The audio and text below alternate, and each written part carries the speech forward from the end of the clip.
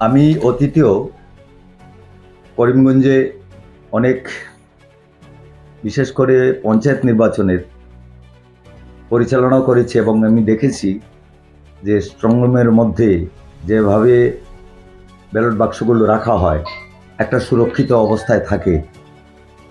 রামকৃষ্ণনগরে এবছর নতুনভাবে যে এখানে স্ট্রংরুম তৈরি করা হয়েছে এবং যেভাবে ব্যালট বাক্সগুলো রাখা হয়েছে তাতে আমি সন্দিহান যে এর মধ্যেও হেরফের হওয়ার সম্ভাবনা রয়েছে।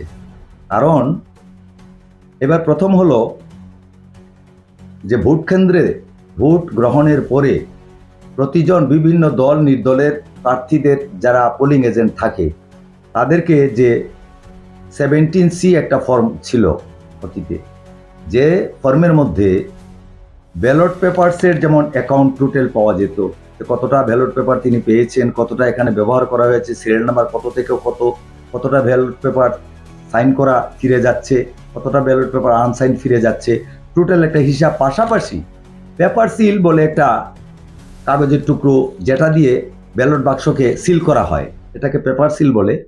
এই পেপার সিল 2টা বা 3টা এবং বিভিন্ন কেন্দ্র বিশেষে 4টাও দেওয়া হতো যারা পোলিং স্টাফ তাদেরকে, প্রিসাইডিং অফিসারকে। এর মধ্যে থেকে 1টা বা 2টো ভোট কেন্দ্রে এই ব্যালট বাক্সগুলো বন্ধ করার জন্য ব্যবহার করা হতো।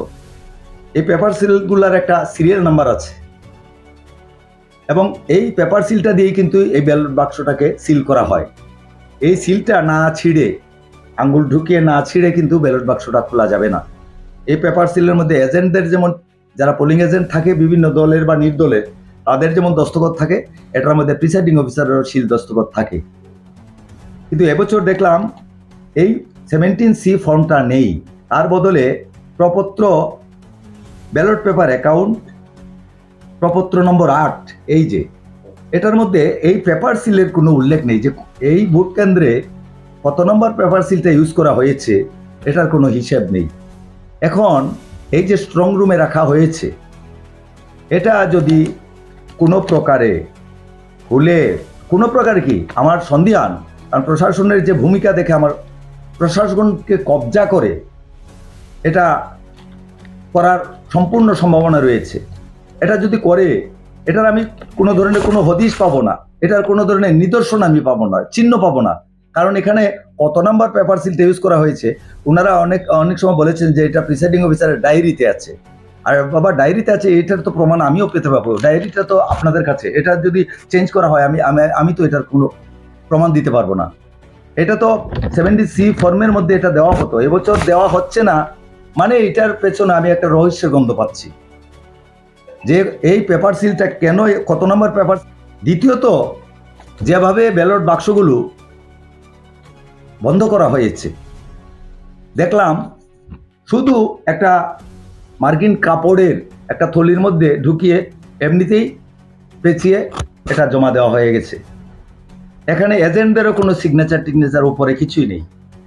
আগে আমরা দেখেছি অতীতে যতগুলো ইলেকশন হয়েছে, ভালো করে প্যাকিং করে তার উপরে একটা ফর্মের মতো থাকে, এটা ভালো রকম গম দিয়ে লাগিয়ে তার উপরে প্রথমে তো লা দিয়ে, এটাতে মেটাল সিল দিয়ে ভালো রকম এটা লা দিয়ে বন্ধ করা হয়, তারপরে উপরে গম দিয়ে একটা কাগজের স্লিপ বসিয়ে এখানে সব এজেন্টদের দস্তখত নেওয়া হয়, প্রিসাইডিং অফিসারও সেখানে সিল দস্তখত করেন। এবার কিন্তু এটা হয়নি। আর না হলে এটা থাকলে অন্ততপক্ষে কিছু বিশ্বাস হতো যে এটা সুরক্ষিত থাকবে, কারণ এটা বাক্স খুলতে গেলেও এই যে কাগজটা, এই কাগজটা না ছিঁড়ে কিন্তু বাক্স খোলা যেত না। এবার কিন্তু এটা নেই। কাজে যে অবস্থায় বাক্সগুলো আছে, এগুলো যে কোনো মুহূর্তে এটা যে কেউ খুলতে পারবে।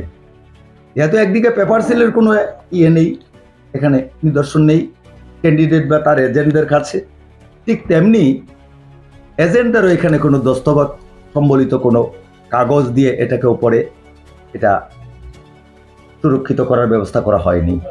এতে আমার সন্দেহ যে ময়দানে বিভিন্ন বুথ কেন্দ্রে যেভাবে বিধায়কের নেতৃত্বে বা ওনার যুব বাহিনীর নেতৃত্বে যেভাবে গণতন্ত্রকে হত্যা করা হয়েছে, জনাদেশকে দর্শন করা হয়েছে। এখন এই ভোট বাক্সগুলো কতটুকু এখানে সুরক্ষিত থাকবে এই ব্যাপারে আমি সন্দিহান। কালীনগরের বিভিন্ন অঞ্চলে ওরা জোর জবরদস্তি অনেক কেন্দ্রেই ভোট দিয়েছেন। বাধা দিতে যাওয়ার ফলে বা সত্য জিনিসটা তুলে ধরার জন্য অনেক সাংবাদিককেও হেনস্থার সম্মুখীন হতে হয়েছে। আমি নিজে এই কেন্দ্রগুলো দুবার প্রতিটা কেন্দ্রে আমি পরিদর্শন করেছি। তারপরে এই দুটা কেন্দ্র থেকে আমি একটু গামারিয়াগাঁও পঞ্চায়েতের দিকে গিয়েছিলাম। হঠাৎ আমার কাছে একটা ফোন গেল যে বিশেষ করে শ্রীপুর এবং চম্পকনগর এই দুটা কেন্দ্রে নাকি রিগিং হচ্ছে বিধায়কের নেতৃত্বে। তড়িঘড়ি করে আমি সেখান থেকে গাড়ি নিয়ে আসলাম। তারপরে দেখলাম যে এখান থেকে বিধায়ক চলে এসছেন। আমি কেন্দ্রে গিয়ে প্রিসাইডিং অফিসারকে জিজ্ঞেস করলাম যেখানে বিধায়ক কেন এসেছিলেন, কি ব্যাপার। বললো না এসেছিলেন তিনি। প্রথম তিনি বলতে দ্বিধা করছিলেন, তারপর সত্য ঘটনাটা প্রিসাইডিং অফিসার আমাকে বললেন। আমি যখন চাপ সৃষ্টি করলাম সত্য ঘটনাটা তিনি প্রকাশ করতে বাধ্য হলেন। এবং আমি দেখলাম এখানে যে ব্যালট পেপারের যে ফয়েল যেটা থাকে প্রিসাইডিং অফিসারের কাছে, সেগুলোতে যেগুলো বুট ব্যবহার করা হয়েছে অবৈধভাবে বুটার ছাড়া, সেগুলোতে কোনো দস্তখত টিপসই কোনো কিছুই নেই। এগুলোর আমি দু একটা স্ন্যাপ আমি নিয়েছি। তারপরে আমি অনুমান করলাম যে বিধায়ক কোন দিকে গেলেন। খবর পেলাম যে কালীনগরের জিপির ভেতরে ঢুকেছেন তিনি। আমি কালীনগর গাঁও পঞ্চায়েতের বিভিন্ন অঞ্চলে গেলাম, গিয়ে দেখলাম বিধায়কের সরজমিনে আমি পেলাম বাহিনীকে নিয়ে উনি এই Kalinagar tea state anganwadi centre, Kalinagar টি ক্লাব হাউস, বিদ্যানিকেতন স্কুল, তারপরে আর্যনগর এলপি স্কুল, তারপরে 958 নম্বর কিষানচড়া এলপি স্কুল এবং 409 নম্বর মানব কল্যাণ এলপি স্কুল, তারপরে Chandra LP school, Kalinagar tea estate LP school right side.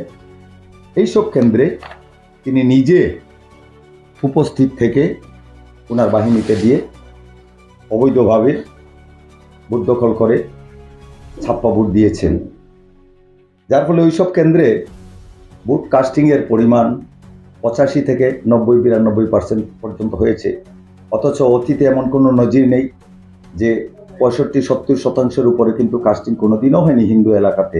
অনেক মৃত ব্যক্তিরও ভোট কাস্টিং হয়েছে। অনেক মানুষ যারা এলাকাতে নেই, কারণ যেহেতু এটা ছাপ্পা ভোট এলাকাতে নেই বর্তমানে, আর ভোট দেওয়ার সেই সুযোগেরই এইসব ভোটও কাস্টিং হয়েছে।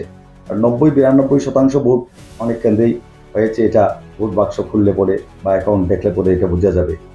আমরা প্রতিবাদ করেছি, প্রিসাইডিং অফিসাররা দেখলাম যে ওরা ভয়ে আর কোনো ব্যবস্থাই নেননি। সেক্টর অফিসারকে আমি ফোন করেছি, এমনকি বিকালবেলা আমি একটু পরেই অবজারভারের সঙ্গে রামকৃষ্ণনগরে গিয়ে কলেজে যেখানে অবজারভারের অস্থায়ী অফিস, সেখানে গিয়ে ওনার সঙ্গে দেখা করে আমি বিস্তারিত বলেছি। উনি বললেন যে একটা লিখিত অভিযোগ দেওয়ার জন্য। তো আমার কাছে গতকালকে যেটা হয়েছে, আমি মনে করি যে নাগরিকদের গণতান্ত্রিক অধিকারটাকে হরণ করা হয়েছে। এখানে এই যে ভোটাধিকার প্রয়োগ করার নাগরিকদের যে অধিকার, এটাকে খুন করা হয়েছে, গণতন্ত্রকে এখানে খুন করা হয়েছে। এবং এই অবস্থা যদি চলতে থাকে আগামী দিনে গণতন্ত্রের বিন্দুমাত্র কিছু অবশিষ্ট থাকবে না। এটা এবছরে একটা নতুন নজির সৃষ্টি করলেন আমাদের গুণধর বিধায়ক। এমনিতে উনার ব্যবহার ভালোই, যেখানেই দেখে দাদা উনি রিগিং করছেন, আবার আমাকে বলছেন দাদা ভালো আছেন, আমাকে একটু ব্যঙ্গ করেই বললেন। তো এইসব দেখে আমি হতভম্ব যে একজন বিধায়ক যিনি সংবিধানের নামে শপথ নেন, সংবিধান রক্ষার শপথ নেন, উনি দায়িত্ব নেওয়ার সময় সেই বিধায়ক আজকে যাদের ভোটে নির্বাচিত তিনি, সেই জনগণের উপরে আস্থা নেই, জনগণের রায়টাকে জোর জবরদস্তি উনি কেড়ে নিচ্ছেন। তো আমি প্রার্থী হিসেবে তথা ভারতীয় জাতীয় কংগ্রেসের ভৈরবনগর ব্লক কংগ্রেসের পক্ষ থেকে আমি বিধায়কের এই ন্যাক্কারজনক ঘটনার তীব্র ভাষায় নিন্দা এবং ধিক্কার জানাই এবং এইভাবে জনাদেশকে খতম করার বা খুন করার এই যে প্রয়াস, এটা ভবিষ্যতে জনসাধারণ ঐক্যবদ্ধভাবে এটা প্রতিরোধ করবে বলে আমি দৃঢ় বিশ্বাসী। অনেক মানুষই বর্তমানে ভয়ে মুখ খুলছেন না এবং মানুষকে এই নির্বাচনের সময় আগের দিনও এবং এই দিনও অনেক ভয় হুমকি দেখিয়েছেন যে বিজেপিকে ভোট না দিলেও তিনি জিতবেন, বিজেপিকে ভোট না দিলেও ওনার প্রার্থী জিতবেন বলে অনেক জায়গাতেই তিনি এটা প্রচার করেছেন, নিজে উপস্থিত থেকে নিজের মুখ দিয়ে এইসব কথা বলেছেন। সেটারও প্রমাণ আমার কাছে আছে। আমি নিজে শুনেছি যে তোমরা ভোট দিলেও আমি জিতবো, না দিলেও জিতবো। এখন কোন জাদু বলে ভোট না দিলেও তিনি জিতবেন, এটা সহজেই আপনারা বুঝে নিতে পারেন যে জনগণের ভোট দেবেন না অথচ তিনি জিতবেন কোন জাদু বলে, এটা তো পরিষ্কার। তো আমার জনগণের প্রতিও আবেদন থাকবে এবং আমার দৃঢ় বিশ্বাস যে এই সব স্বৈরাচারী মনোভাব আগামী দিন জনগণ সেটার সমুচিত জবাব দেবেন।